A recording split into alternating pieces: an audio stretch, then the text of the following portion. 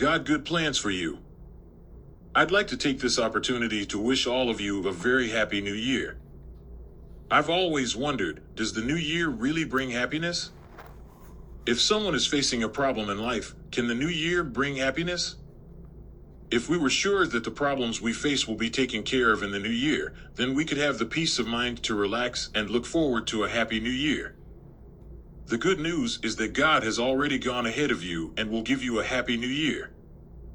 Jeremiah 29 verse 11 says it is going to be a good year because God has something good for you ahead. When God led the children of Israel out of Egypt, He had a very good plan to provide a double blessing. 1. For them to enter the promised land, a land of great abundance flowing with milk and honey, Exodus 3 verse 17. And 2. To lead them out of their misery and affliction in Egypt. God is giving you double-fold blessings in the new year. Just by thinking about these promises, I hope that you will already be happy. The issue here is that the people do not think that God is that good and do not really believe that God's plans are not evil, Jeremiah 29 verse 11. When they were at the Red Sea, in Exodus 14:10, they said, "Is it because there were no graves in Egypt that you have taken us away to die in the wilderness?" When we encounter difficulties, do we think that God is out to punish us and no longer has good plans for us?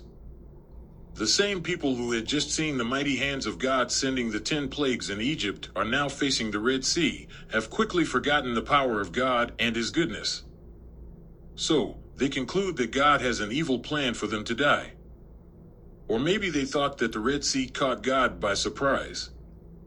However, nothing that is going to happen to you in the future will catch God by surprise. Before you said a word, God already knows what you were going to say, Psalm 139 verse 4. God is never unaware of what is coming or is shocked by bad situations. For example, God is not surprised if people in your office come against you although you have worked hard and your intention is good. He is not surprised if you go to the doctor and there is a bad diagnosis of your blood tests and now you have to face a disease. He is not shocked if your children behave in certain ways that is not aligned with the Christian walk. At the Red Sea, did God panic and say, "Moses, how Aya, in Singlish, it is an expression of shock. We forgot to check the map before we moved out and now we are stuck." Or was God forgetful and say, "Moses, Esiliao, in Singlish, meaning to die, it has been such a long time since creation that I have forgotten I created the Red Sea here, headache." No. God is cool, calm, and composed. The Israelites just needed to look back on how God sent the 10 powerful plagues in Egypt and remember that the same powerful God is going to deliver them from the Red Sea and their enemies. All you need to do when you face a difficulty in the new year is to take a look back to your long history with God when He miraculously delivered you from your difficulties in the past. God is the same yesterday, today, and forever, Hebrews 13:8. God has a long track record and history of being good towards you. Therefore, the people were happy when God opened the Red Sea and the enemies were all destroyed, double blessings again. They were praising the Lord. However, when they came near the promised land, they encountered giants who were the descendants of Anak that come from the Nephilim, as well as the huge wall of Jericho. Once again, they quickly forgot about their history with God regarding the Red Sea situations and again told Moses that they were going to die in Numbers 14:1. Why is the Lord bringing us into this land to fall by the sword? Again, they thought God is not that good after all and that He had an evil plan instead for them. We know the story and that the people of Israel ended up wandering in the wilderness and suffering for 40 years. We fast forward 40 years later and see how the children of the Israelites entered the land and they did not make the same mistakes their parents did. In Joshua 6 verse 10, it says, "So when the ram's horn sounded, the people heard the blast of the horn, the people gave a great shout, and the wall collapsed." You mean all it took is one shout to bring down the huge wall of Jericho? Note also that the giants' hearts were already melted in fear of the Israelites as they tightly shut up the city. Joshua 5 verse 1 and 6:1. The bad happenings are more afraid of you because of God.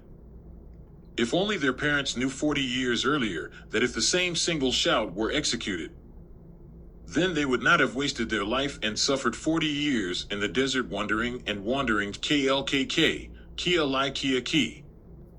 We are natural, but God is supernatural. He has ways that are higher than our ways. Isaiah 55 verse 9 says, "For as the heavens are higher than the earth, so are my ways higher than your ways, and my thoughts higher than your thoughts." Your problems can be big, but God is bigger. Take your problems down from the throne and put God back on the throne, knowing that He has already gone ahead to make the crooked places straight. Isaiah 45 verse 2. If God had ways to bring you out of your Egypt in the past, God has ways to bring you into your promised land, your future. Nothing catches God by surprise, and He has you in the palms of His hands. Isaiah 49 verse 16, "Behold, I have engraved you on the palms of my hands." He already has good plans and blessings for you in the new year. All you need to do is to trust Him and rest assured in His goodness. Then you can have peace of mind and have a true happy new year. If you know someone who is fearful of the future or has lost confidence in the Lord and you think this can help a tiny little bit, you can forward this YouTube. Hope that you have been fed by God's words. Love you all. Samuel.